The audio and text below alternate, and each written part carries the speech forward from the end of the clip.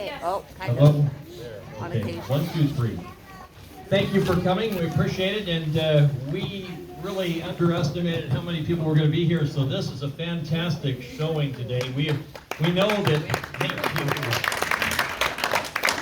We know there's a lot of other places you could be on a Saturday at noon, and probably not out here. So we understand that folks out here have a lot of concerns today, and that's why we wanted to hear from you. And we're going to give you an opportunity to talk with Representative Caldier.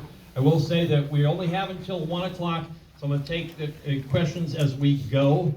First, we have a PowerPoint, but first I want to introduce your state representative, Representative Michelle Caldier.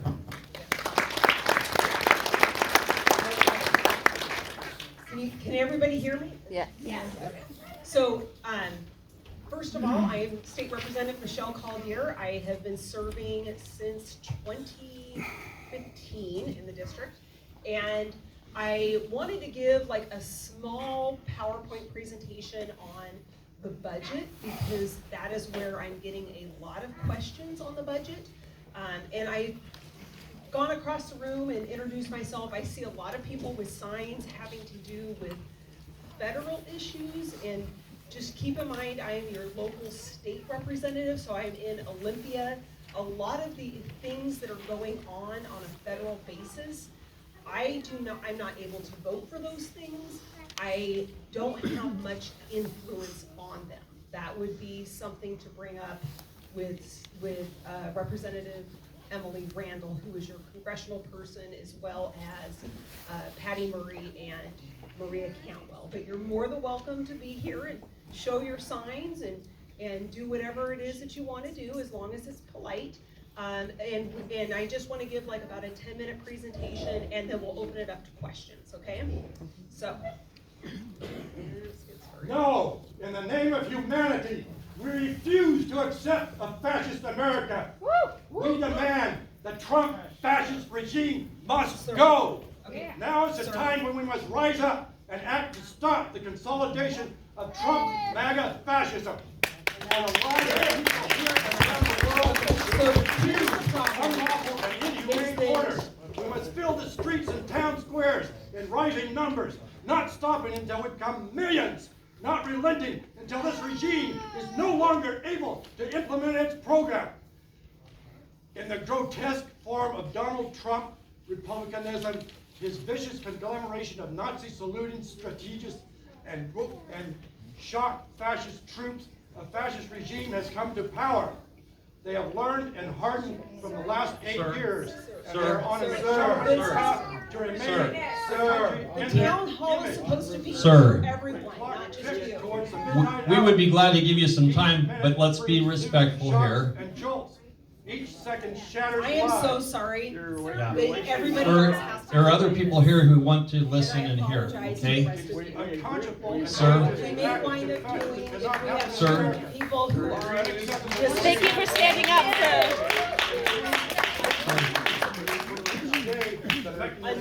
Another room. There's other people that have real questions, What's your badge? What's your badge? No, sir, I was going to say, let's wait a few minutes. It's gonna drag me out. No, we're not. We're not dragging you out, sir. Okay. Okay, so let's do this. Sir, if you could just. Radically oppressive and form of rule when the people really devastating impact on the people of the world. The rule of law is certain, civil and democratic rights are eliminated. Dissent is piece by piece criminalized. The truth is bludgeoned. Group after group demonized and targeted along a trajectory that leads to fascism. Okay, sir, if you'd have a seat, please. Can you just have a seat? Let's see. So, If you can have a seat, we will. Fighting to make this country even more. Sir, Don't take his sheet of paper, that's disrespectful. this. He has a First Amendment right to speak. No. sir. Sir, So does Ms. Caldier. He has the right to speak as well, though. I am so sorry to everybody else. Let him finish. Let's let him finish, and then he'll be done. okay, fighting to make this a country full of virulent macho patriarchy, where women are incubators and LGBT people are forced back into the closet, and trans people are erased with smudge from their backs. Yes. No, we refuse to live in a country where half of humanity are treated as less than human. Okay, The rest of this statement is that refusefascism.org. United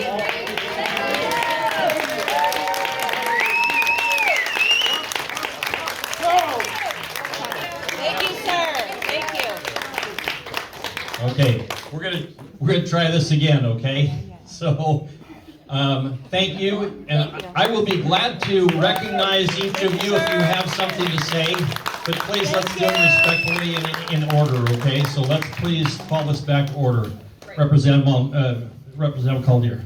Okay, so thank you, and I apologize for that disruption. I was planning on giving you a small summary of the budget, and then allowing anybody to ask questions, but it will need to be one person at a time, and I'll have LJ or John Satgast calling on people.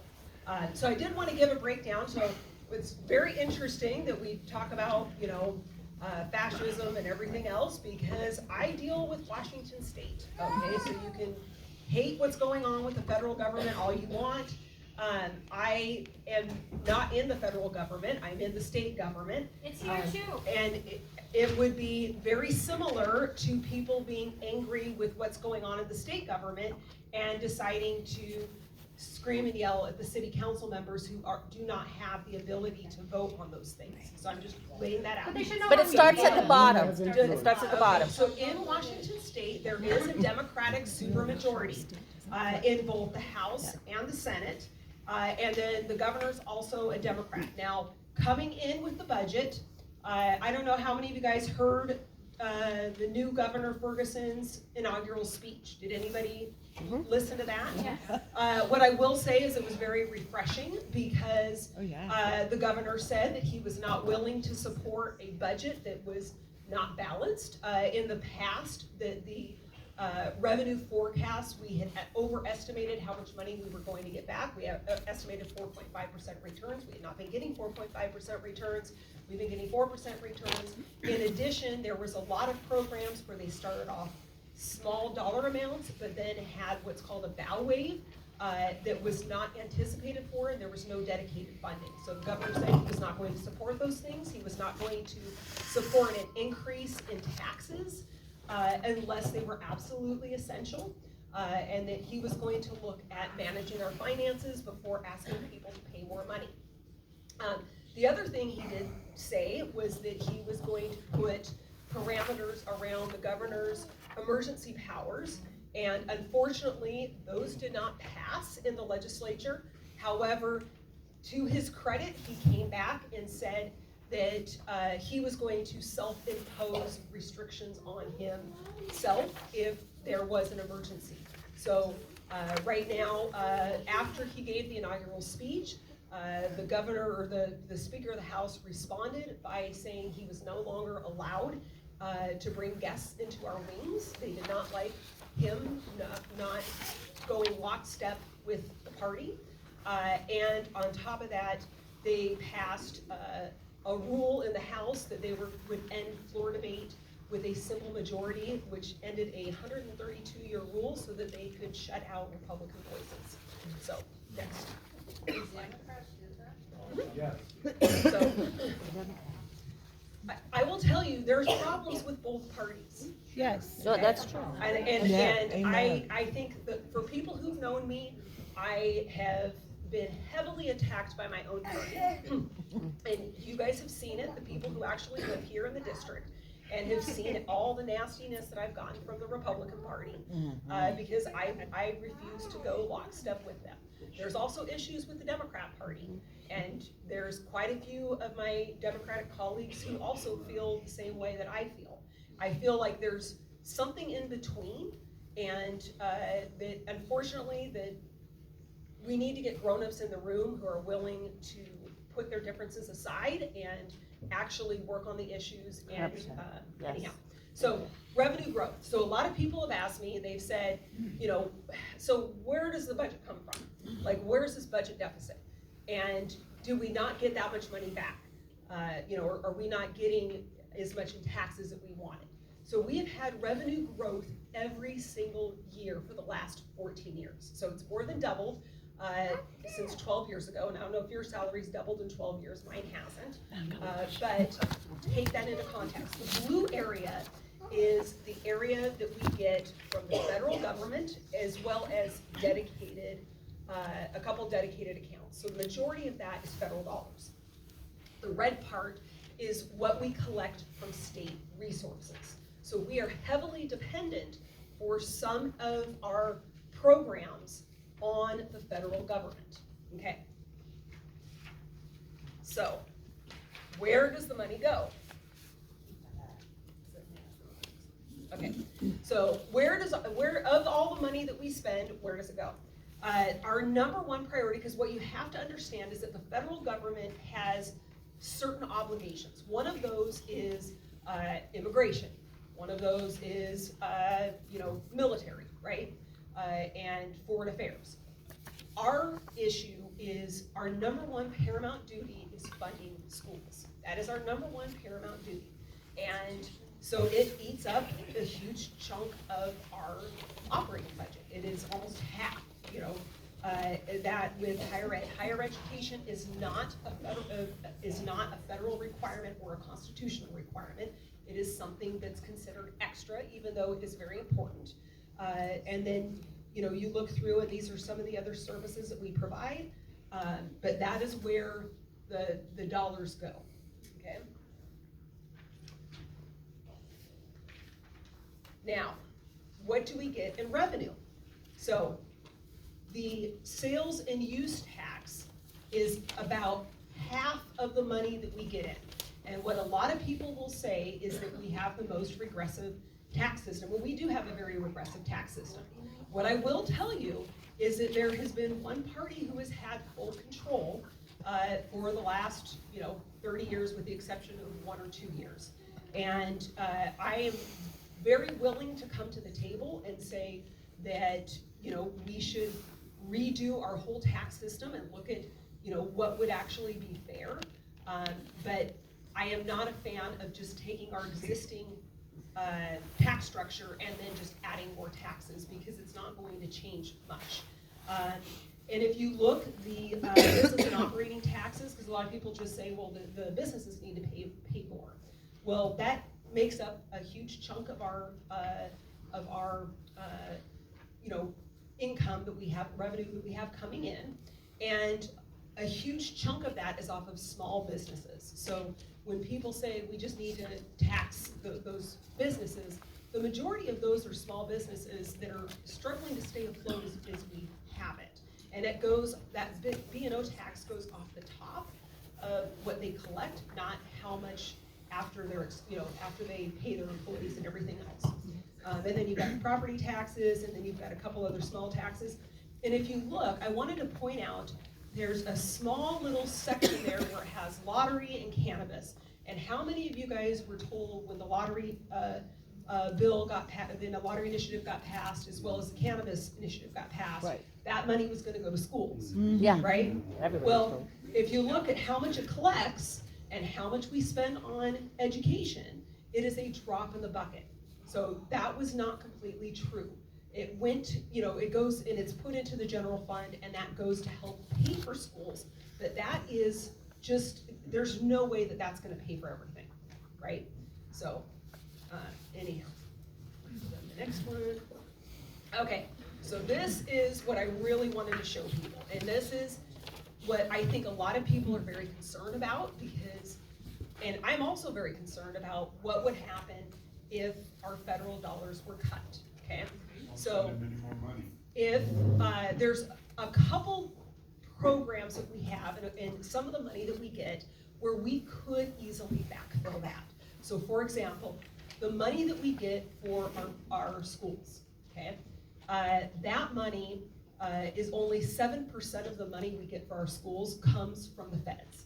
And all of that money has strings attached to it. So for example, the money that comes in for the schools, that we have to do all of the testing requirements, we have to follow all of these rules just to get that money. And I believe it's $3.2 billion billion, is that what it says there? Did I memorize that right? 2.5, okay, well, I thought it was 3.2, but it's 7%, I got the 7% right, so I want to double check that. Okay, so it's $2.5 billion, and that is a lot, but that is something that our state could potentially backfill or get rid of the testing requirements altogether, which is what the unions are wanting, and then that would not impact our budget as much. However, what I'm very concerned about is the Medicaid dollars. And for the Medicaid expansion, so there's core Medicaid that we have at a certain federal poverty level, okay? And then with Obamacare, what happened was that they said in the event that you expand Medicaid, we, the federal government, will start off paying 90% of that. So for all of the people that we've expanded Medicaid to, for every dollar we give, we get a $9 return. Now, what passed out of the House and Congress was a reduction to 2/3 of that part. What I will tell you was that originally when the feds passed that, the goal was to bring it back to 50%. That would still be devastating to our budget. The core people who are covered from Medicaid, all of your nursing home people, everything like that, that is still at a 50% match. So the likelihood that all $30 million would be removed is slimmer, but I don't know, I don't have control over the federal government, okay? I've never met Trump, I've never met Musk. You can be mad at him all you want, I don't know them, okay? And I don't have control over what they do. My whole thing is I believe it's my job to educate the public and let them know what's going on, and what I do have control over, I will fight for. And that's what I can do. And I am planning on putting a letter to Trump saying, please do not cut Medicare and other essential services. I don't know how impactful that is. I believe that we have, like, that is a no-go. Like if they cut all of our Medicaid dollars, that would be devastating, and I will be doing everything I can to fight back and to make sure that we can get people the health care that they need. So that is where the federal dollars are. Now, one of the things that you have to understand is that what we've heard over and over again is that we're in a huge budget deficit.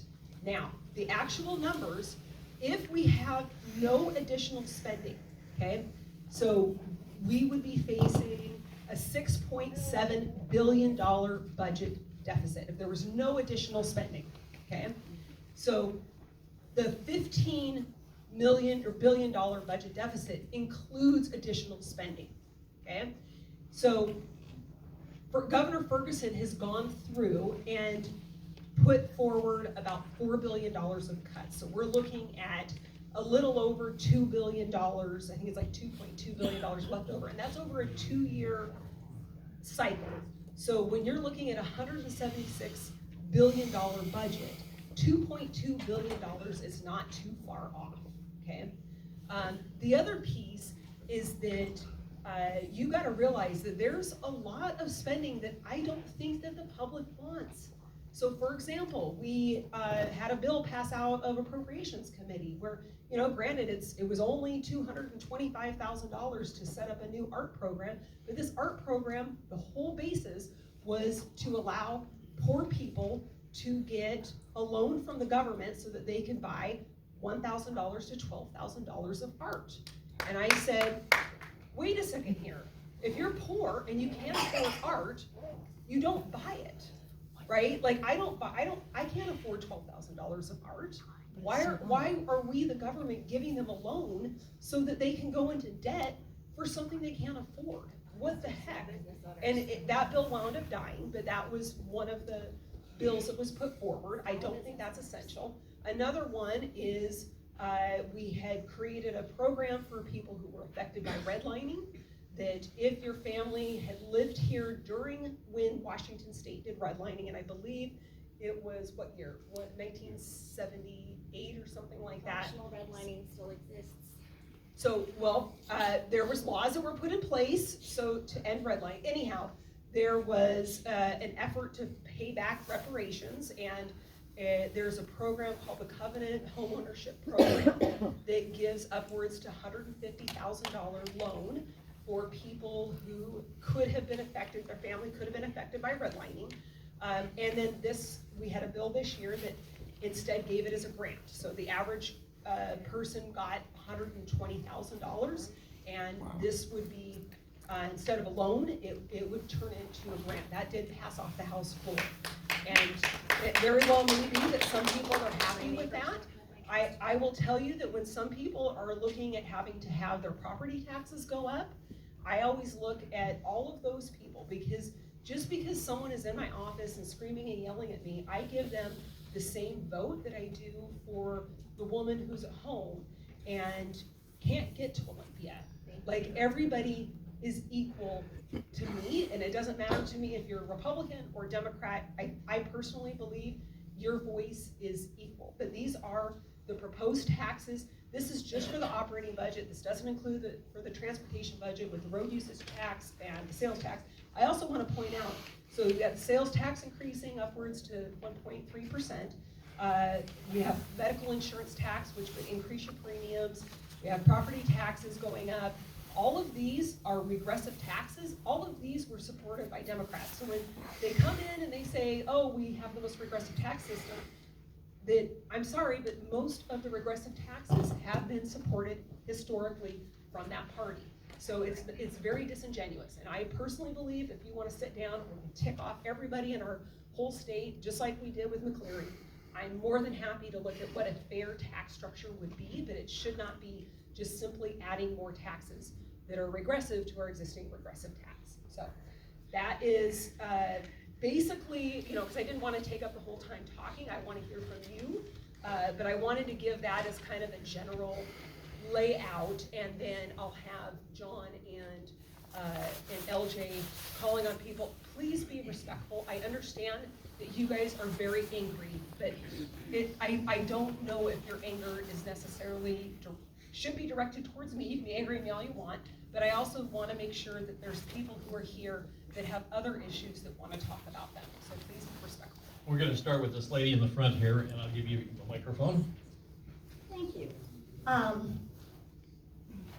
My concern is that we keep our state of Washington a good place for people to live, and it's everybody in this state. Yes. And I have big concerns about our tax system. I think it needs to be more fair. I've lived in this state over 30 years. I'm from Pennsylvania originally. We had an income tax that was like 0.03%. And there was no deductions unless you were a family farm, which I didn't see any problem with. So I really think on this list, we need to consider a state income tax, a reasonable one, that is based on what you make.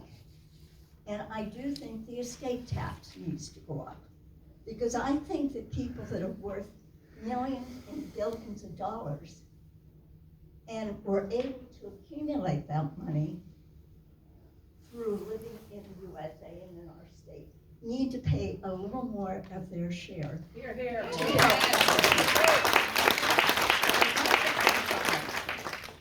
Are not poor. And I pay my taxes proudly. And if I had to pay a state income tax, I'm willing to do it. Amen. State tax. And even Bill Gates' father, who I'm sure would pay a lot, was for the estate tax. And it was not passed. And I would like you to support that.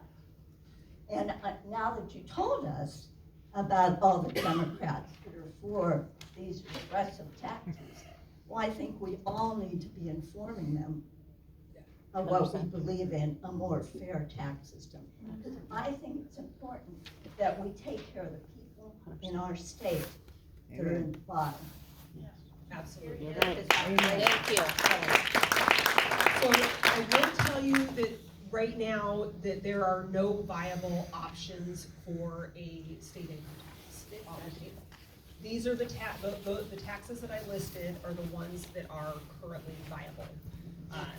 So I don't know, because the other part with the tax structure that is a little bit more complicating is that with the sales tax, what you have is that's how the cities and counties are funded. So we would have to like literally redo our whole tax structure. That's what I'm saying, is if we decided to look at things from a holistic level, same thing that we did with McCleary.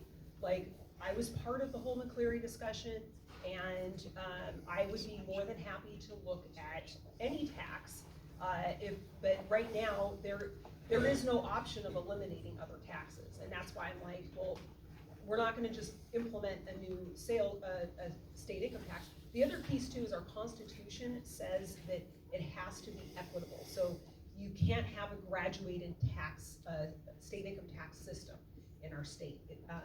You can't say that the poor can't, are exempt, and that we're only going to tax wealthy people on their income. So that constitutionally is not gonna work. So it would have to be like a 2% tax to everyone. But I would be more than happy to sit down at the table and discuss all of those things. That is not currently on the table this year, so. Okay, what's your name, ma'am? My name's Laura, and I live in Bremerton. I've been a resident of the 26th since I purchased my first home in 2014, but I lived in Kitsap County my entire life. My family is here with me. My husband graduated from South Kitsap High School in 2003, and legislation that I hear is now dead to change school bond funding to a simple majority is so important to the 26th district, for South Kitsap School District and all of our Washington schools. I work in a different district, and CK, right? If I remember. no longer, I'm in North Mason now. Wow. And I work with homeless students, immigrant students, a lot of students in poverty. There have been, since McCleary, inflation has made all of the gains from the McCleary decision functionally irrelevant to schools. So the first line of the state constitution saying it's that paramount duty to fully fund education, looking at 43%, that graph is so misleading to a public that might be unaware of the rising costs, specifically with MSOCs. I know there is still open legislation about that. A very important piece, which I'm sure you've heard about, is that there are only 2 insurance providers available to school districts in the state. So there is not competition available. There are a number of bills that are currently in the Senate, which I know is not the House where you sit. But as a National Board Certified Teacher, I am part of the only group of state employees with a proposed pay cut right now. Yeah. And I am the sole income provider for my family right now, because my husband is a college student trying to get his teaching certificate to pay it forward to our community. So as a mother, as an educator, as a voter, I'm concerned about student safety. I worked in the Bremerton School District last year and was bitten by 7 different students during the year. There was behavioral health legislation on the table that I've been in a lot of contact with you about that is no longer moving forward. Our kids are at risk in Washington, and that $2.3 billion of federal funding could be catastrophic, especially for our students with special needs, because the SPED cap needs to increase. We just need to do better by our kids. So thank you.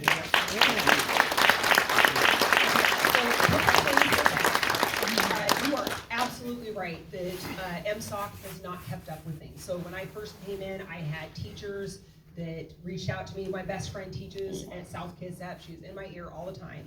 And she said, Michelle, it's ridiculous, because she teaches physics over there. And she's like, I'm having to spend $1,000 a year of my own pay in order to get supplies for the class. So I thought, well, I know, we'll increase the MSOC dollars, and that's gonna solve all the problems, because that's maintenance, supplies, and operating costs. And we more than doubled it that year. And I came back to her and I said, guess what? We doubled the MSOC dollars, so you shouldn't have to pay anything. And she said, no, it's still the same allocation. And the hard part is those MSOC dollars are, go into the school's general funds. They can put it on anything, and a lot of those went to teacher salaries and not necessarily on the classroom and the operating costs. It depended on the district. Now, second piece is that you are absolutely correct that we are not keeping up with the cost of, the rising costs. So for example, the Climate Commitment Act, it increased 50 cents per gallon. If you look at all those buses, that's expensive for the school districts. It also increased energy costs by 20%. All those elementary schools, all the schools that they have to heat up and everything, all of their costs went up. So I actually had a bill this year that said that of the climate commitment dollars that were collected, that we would have to make the schools whole, at least with the costs that they were generated with the Climate Commitment Act. It didn't receive a hearing.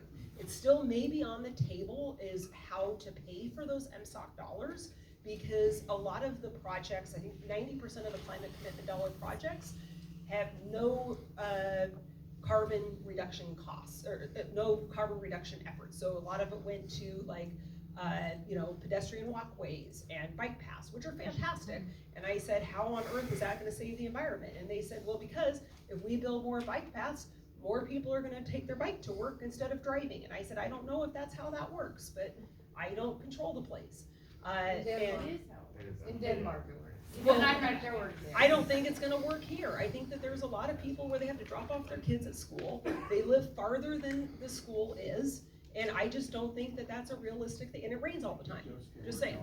But anyhow, the other piece is that you are right about the insurance. So as we release more criminals out to the public, and they've had more vandalisms, more thefts, and also they've had to pay out for a lot of sexual abuse cases and everything like that, that you are absolutely correct that their insurance has gone up.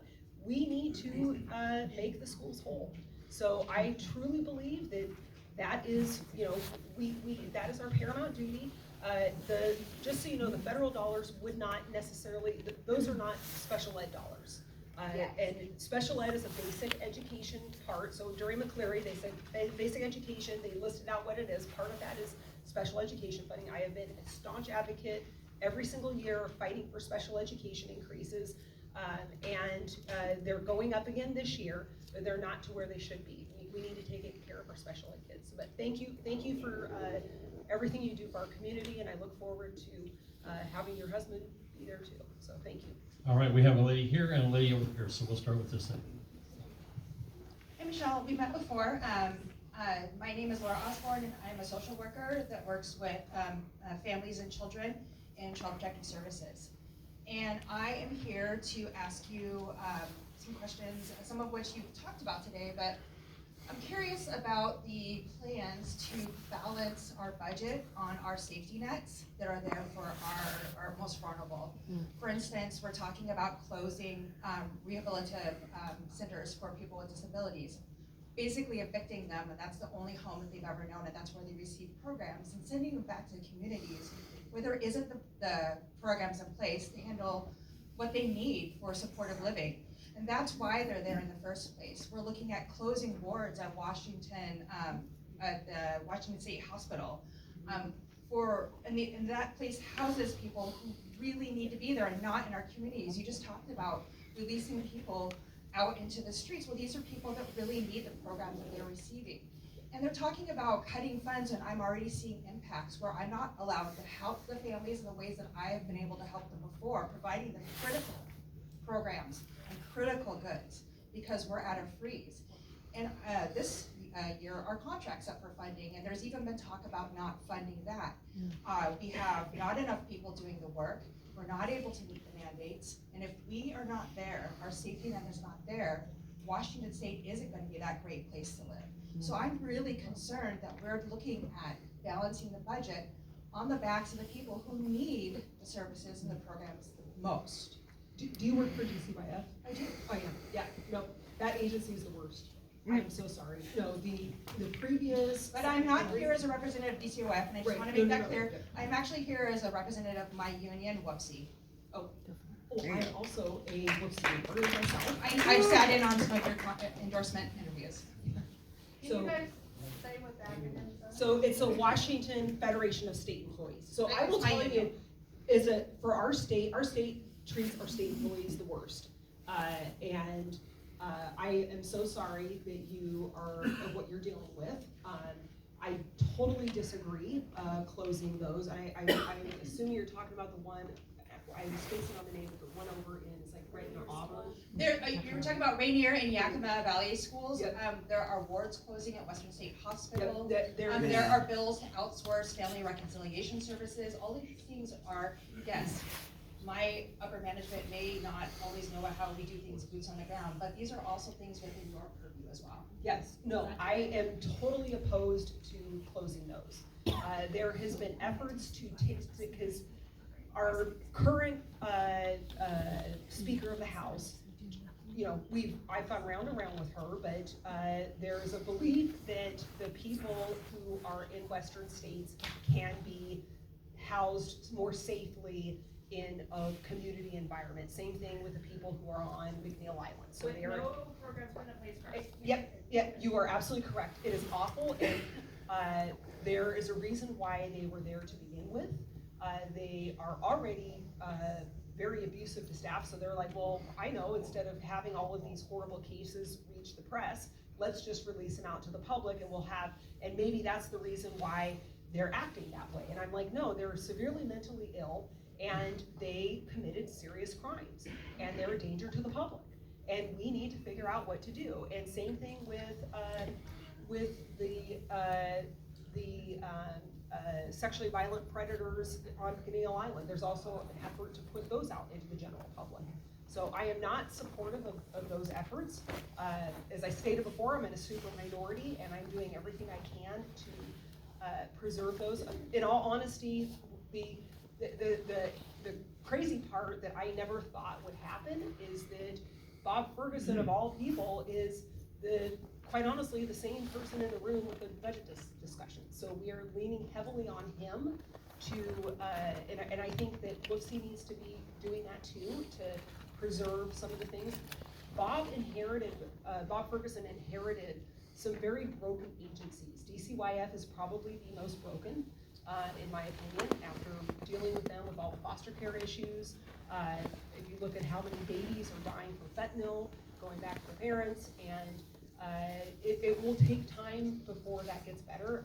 I will tell you, working with both Inslee and Ferguson as our AG, anytime I had an issue with Inslee's office, I would rarely get a response. Like I would have to email multiple times to get a response. And it would be things like, oh, a baby just was brought back to the family, to their biological family, and then now wound up in the hospital 2 days later, and I should get a response to that. Anytime I emailed Bob Ferguson on an AG issue, he was on it within a day.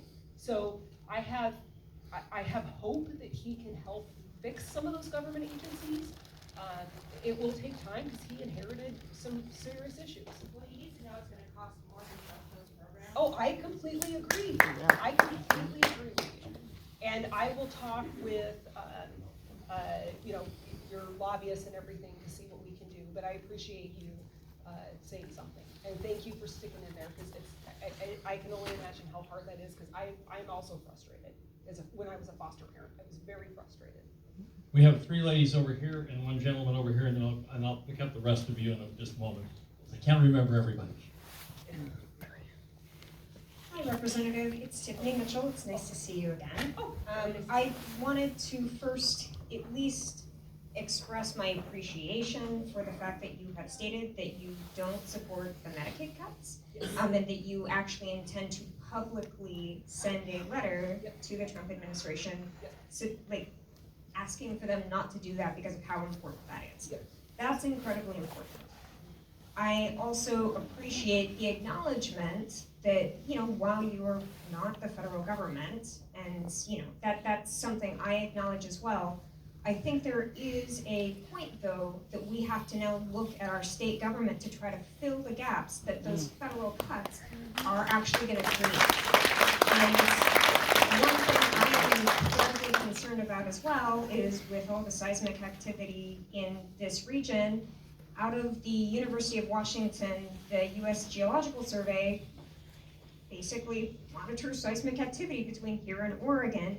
They have to drive different places to those monitoring sites, and a lot of the funding comes from the U.S. Geological Survey, and that is going away. So, I mean, like, this has a huge impact, and not only that, but like NOAA, for example, which is also being dismantled. There's 700 employees here in the state of Washington through NOAA. We rely on those weather reports to support our farmers. They need that information. So I want to know from your perspective as a state representative, how if you're in a minority and there is this supermajority of Democrats that you claim you can't work with, how are you going to work with them to make sure that we actually can plug those holes and make sure that Washingtonians continue to be safe, continue to have the information that they need to be able to operate effectively? Okay. Great question. We don't know what the federal cuts will be. So there is, They have happened. so when I'm talking about for the state budget, right now that there has not been anything concrete that's come through. There was a bill that was passed out of the House. I don't think it's gonna pass muster to go out of the Senate. Those margins are a lot closer. Like everything right now is very hypothetical. So you can't, you know, it's one of those things where we don't know what those cuts will be. So, or if there is going to be any cuts. So we can, you know, like we can guess, but until we know for sure. And I do actually work very well across the aisle. What I'm saying is that there are some people who are very dead set on their ideological stuff. There's other people where they are willing to, you know, be reasonable and say, you know, that, you know, take some of those things and say, okay, we got to listen to both sides of what's happening. And right now, the governor is the sane one in the room, and the one that we're able to work with, that says that we can't just, you know, we need to look at certain things. So for example, I had a lot of, we had created this Career Connect Washington program. And I believe it is like $228 million a year. And it was supposed to make it so that kids who are in community colleges can get an app that can kind of track their progress and look at, you know, what classes they need to take so they're not taking extra classes. Every single community college person that I spoke with, which was 12, said that that it's a joke. That basically they're paying large salaries, they all sit and talk in a room, there is no app, there is no benefit to students. And so I brought that over to the governor's desk. So it's like, if we have programs that we put in place, like there's times where we in Olympia will pass a program and we don't know if it helps or not.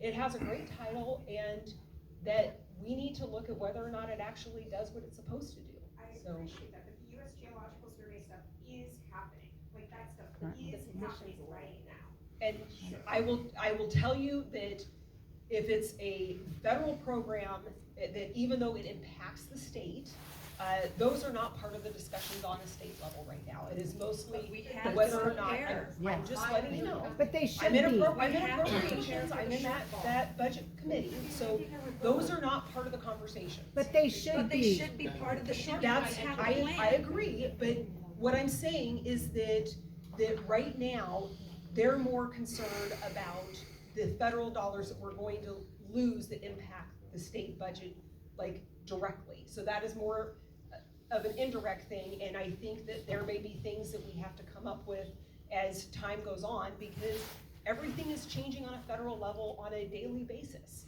So right now, the budgetary part, so we just got done with House of Origin cutoff, the focus is more on those bills. Then it goes over, we'll wind up seeing all of the bills that come out of the Senate. And then the major budgetary discussions will start happening in about 3 weeks. So that's kind of where we're at, and yeah. We need to move on because we've got such a short amount of time, and I want to get to as many people as possible. This lady has a question. Go ahead. Mine is actually a pretty basic question. On the slide that you showed, that was the tax increase suggestions that are on the table. Is that a list of, those are all individual suggestions, correct? Correct. Yeah, those were individual bills that were put. Bills that were put forth that are somewhere in the process. Yep, and they're all very much alive. Okay, and my question to you is, are you absolutely opposed to every single one of those increases? I am not supportive of those unless that is something that we absolutely have to do.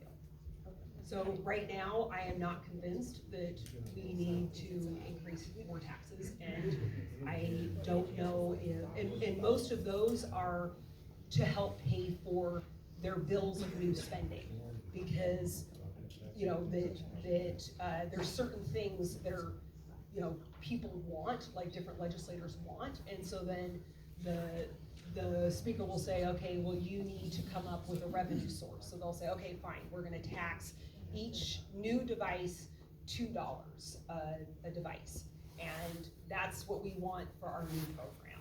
And there are some taxes that I've supported that are very small and will help fund things like behavioral health and stuff like that.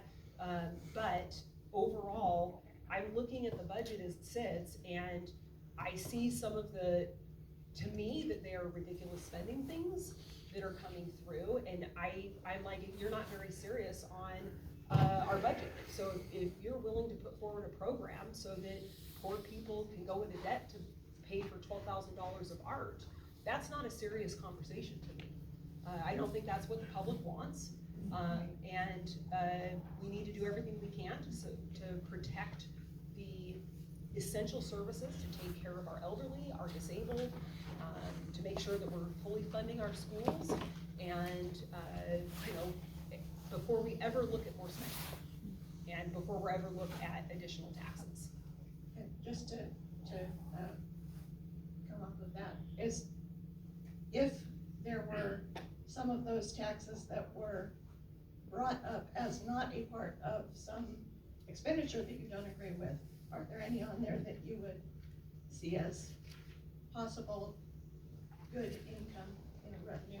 Well, I think it would depend on looking at the budget as a whole, if we have to do that.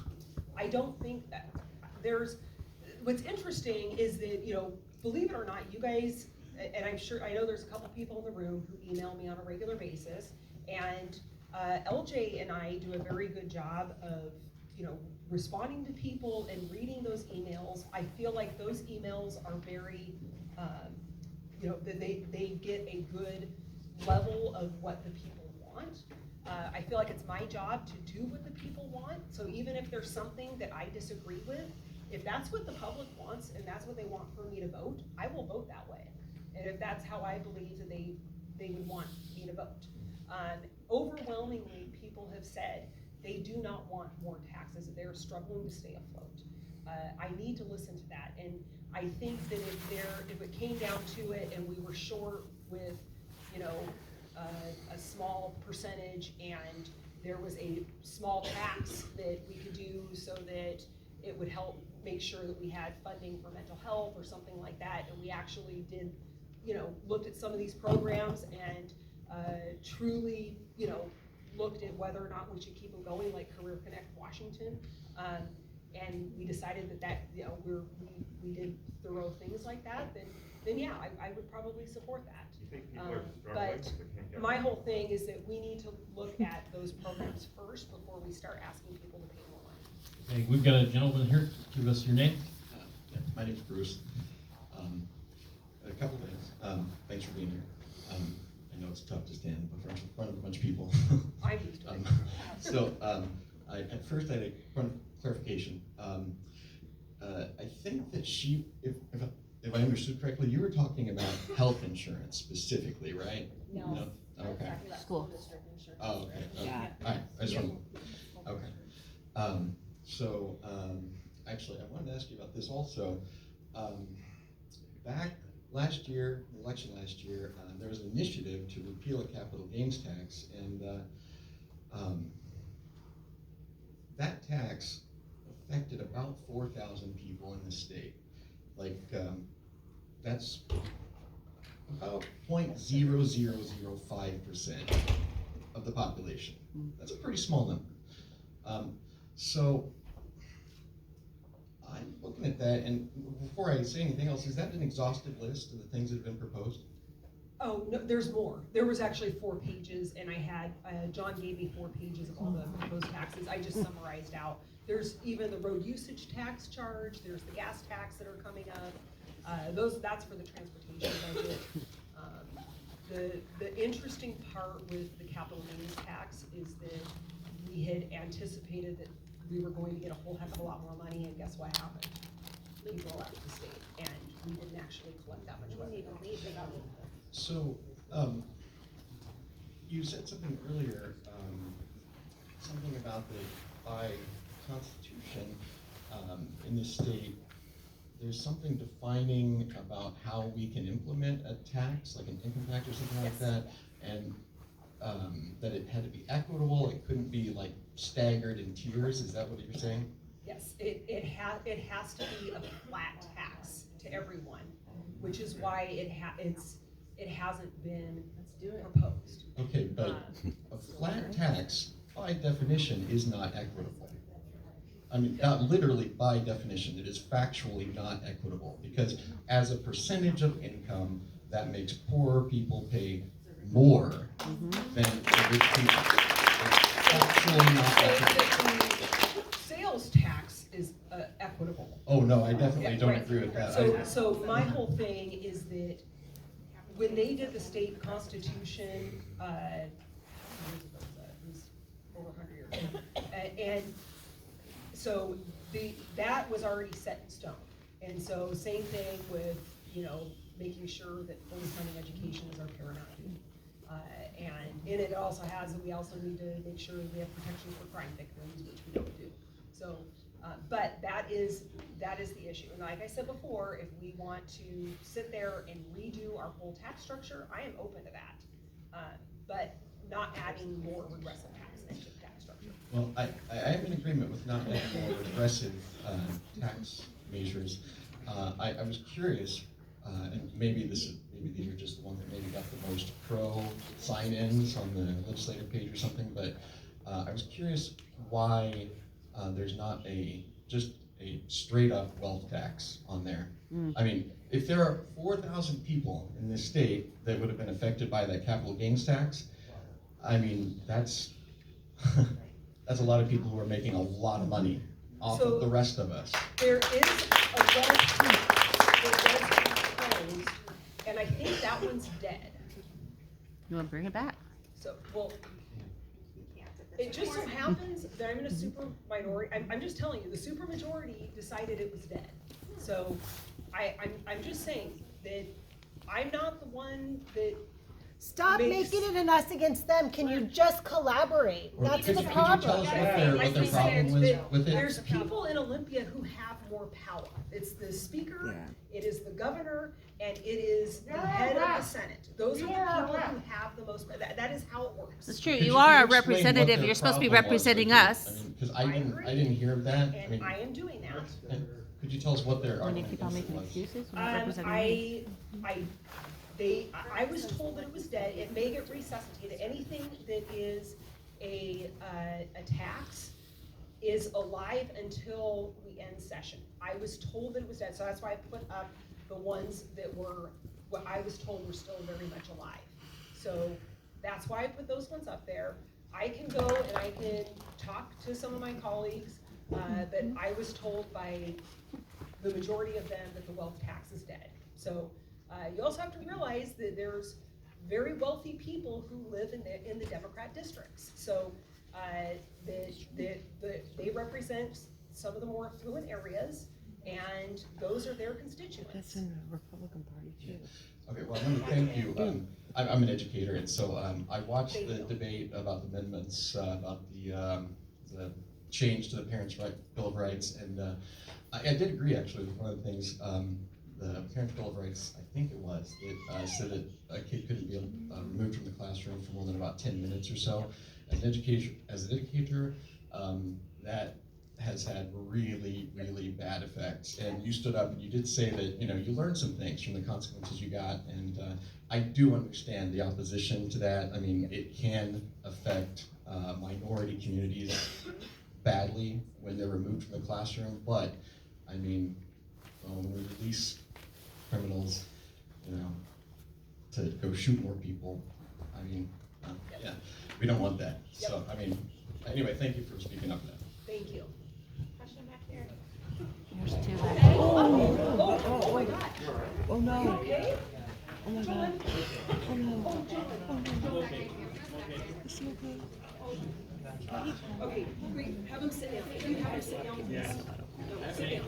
Sit down. Sit down. Sit down. No, no, no. I'm sorry. Oh, John. Do you want me to call Debbie? No, I'm fine. Can I get someone? Just my legs started to. Oh. I'm fine. No, I'm fine. Oh, sorry.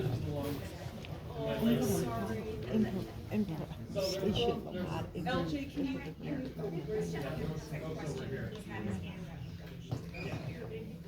My apologies, folks. You're okay. You're all right.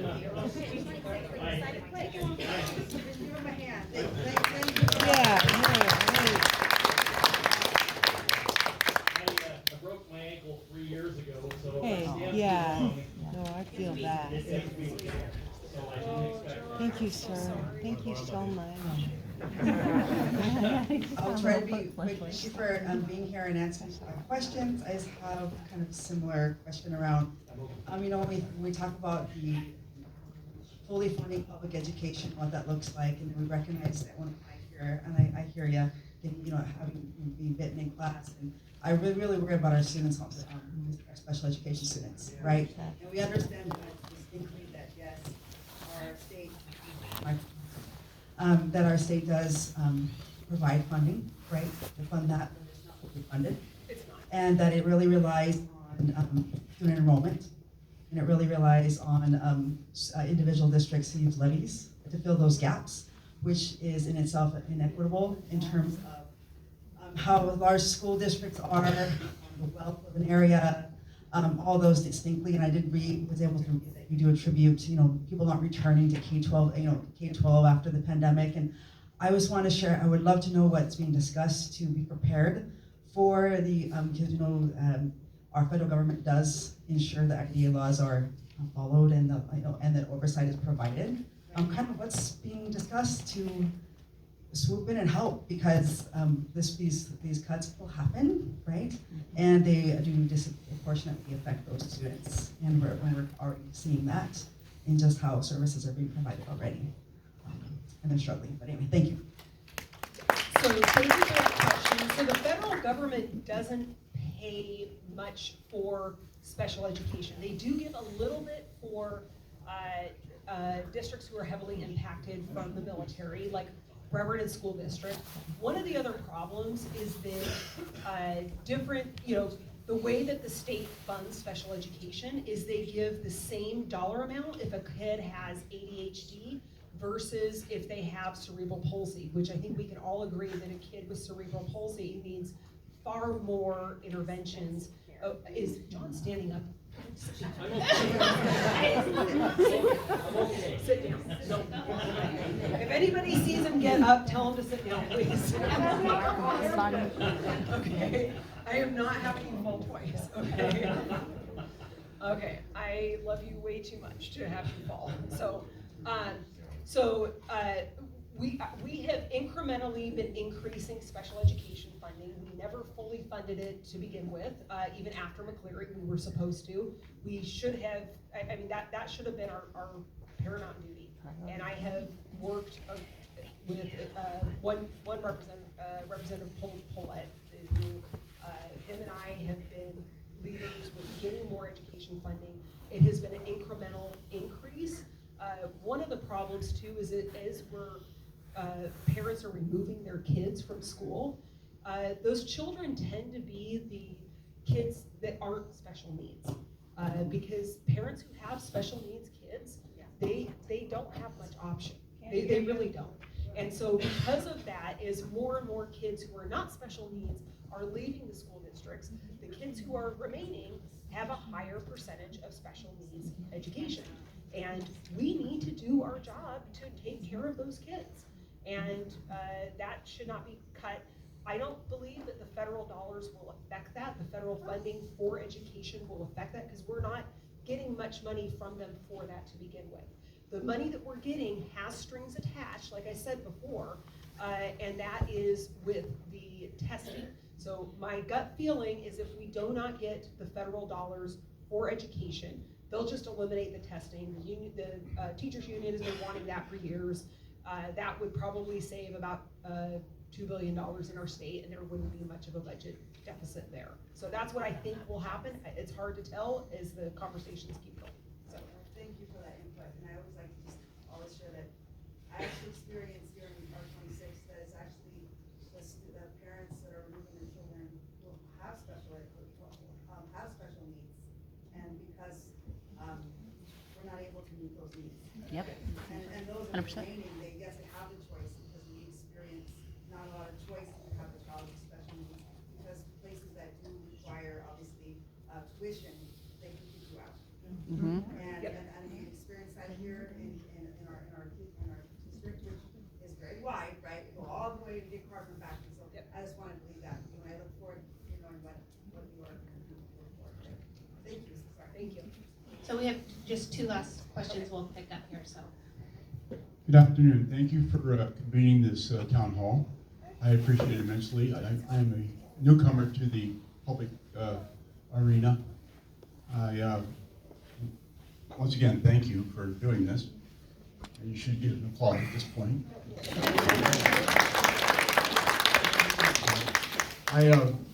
My main concern is I am a constituent, okay? And as a constituent, to qualify as a constituent, I'm a taxpayer. I pay my taxes. And as a taxpayer, that makes me a customer. And as a customer, that makes me the CEO, the top of the chain of command. Okay? So, I know that you're here trying to get a feeling for what to do, but you should be able to know what to do, but just by your heart. Okay? So just step up, keep doing what you're doing, because it's positive, but we need to do more. Thank you. And I've always believed that it's my job to listen to you and to go back to Olympia and to do the best job for the district. What you also have to realize is that there's some issues that are kind of 50-50 in the district. I think there's some issues that are 80-20. I think everybody can agree that we do not want cuts for essential services. And what a fair tax structure looks like depends on, everybody can have all sorts of different ideas too. So. One last thing, please. For every penny that's cut from the federal government coming back, cut a penny going to it.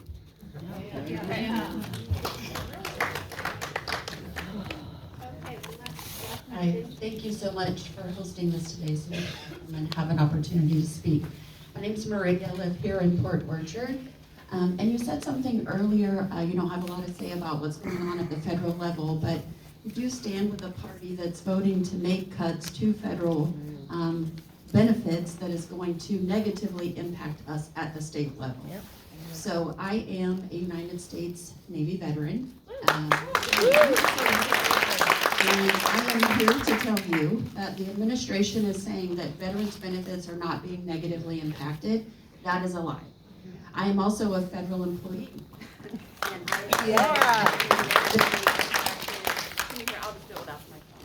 I'm also a federal employee, and I'm being negatively impacted by the decisions that are happening in our current administration. So my question to you is two parts. The first one is, what are you doing at the state level to have that stopgap that Tiffany was talking about earlier for veterans whose benefits are being cut and they have nowhere else to go? So what are we doing at the state level for those people, veterans that need those services? And what are you doing for the federal employees that are being terminated without cause, that are now going to be a burden? There are 84,000 people that are being terminated, many of those who live in Washington State, including myself. What are you doing at the state level now that there's going to be an increase and unemployment and other benefits that will be needed for those individuals. Thank you for that question. First of all, I will say that even though I am a Republican, you have to understand I have been beat up very heavily by the Republican Party because I refuse to toe their line, okay? And that I have had, I mean, like I said before, anybody who's been here in the district long enough, you guys have all seen stuff in the mail and everything. I am not well loved by the party, okay? And it's because I buck it when I need to. When it comes to supplementing income for the people who are losing their jobs, I do not know of any current proposals for that. It may be that we have something later on. The hard part is that the way that the federal government lines up, their timeline is very different than ours on a state level. So as things are coming through, we've already hit certain deadlines, and we may wind up having funding available there to help supplant that. I'm more than happy to go back and talk to people to see whether or not we can put something in the budget for that. And put an amendment on the budget, because I'm in appropriations committee, so that's very easy to do. It's easy to make the proposal. It's not as easy to get it completely accepted. But I'm more than happy to put a proposal like that forward for an amendment to the budget, and we'll see if that's a possibility. But unfortunately, as the cuts have happened and things are happening on a federal level, that it's kind of like with COVID, where everything changed, and we were already, by the time that the changes were made, we were already out of session, right? So we had put money forward for COVID. It definitely wasn't enough. It's hard for us to gauge what the federal government is going to do long term. If you guys have better insight than I do, I'm more than. You say you're gonna buck the trend, though. And if you say you're gonna buck the trend, that's what you keep saying this whole time. Oh, like, yeah, if you're gonna buck the trend, then why not buck it right now? Sir, please. Right. Okay, so I mean, You're right. It's right out of your mouth. Right. No, thank you for being a Republican who stands up against the MAGA group. Thank you. So what you have to understand is that there are problems with both parties. Yes. There's problems with both parties. And I have absolutely bucked it, but what you have to understand too is that the changes that are happening on a federal level, they are like, the way that our state works is very different. And I will go back, trust me, I have heard you guys loud and clear. And I will go back and see if there is something we can do for the federal employees who lost their jobs to help supplant their income. After everybody's lost their jobs and when veterans don't have access to care, after that happens, it's not the time to be deciding what to do.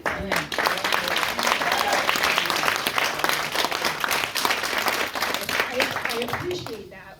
One of the things that you also have to understand is that we're looking at our budget as a whole for the state, and that as things are happening, we can guess all we want as to what's going to happen, but until we know that, like, it doesn't make sense to put money into something and take it away from other things if that's not going to happen.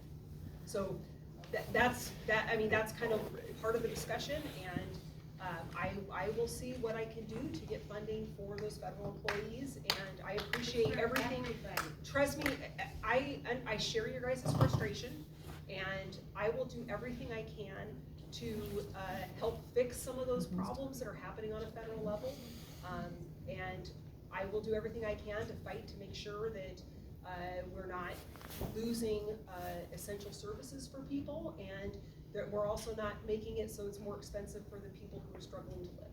So with that, I do have to go to the next event. I would like for all of you guys, please know, like, you can, I'm accessible on the phone. LJ can schedule an appointment so that you can either talk to me on the phone, talk to me via Zoom. I respond to my emails, I read them.